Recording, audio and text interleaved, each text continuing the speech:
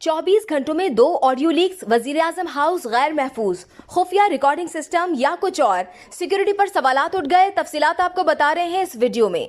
वजीर आजम हाउस में होने वाले मुस्लिम लीग नून के रहनुमाओं और विफाकी वज़रा के इजलास की भी ऑडियो लीक हो गई।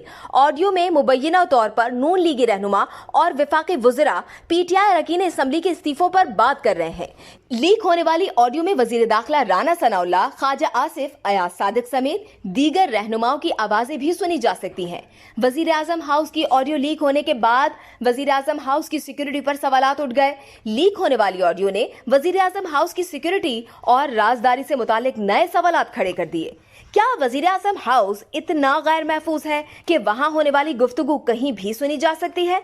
ऑडियो लीक सामने आने के बाद क्या वजीर आजम हाउस में कौमी सलामती के मामलात पर कोई इजलास हो सकता है?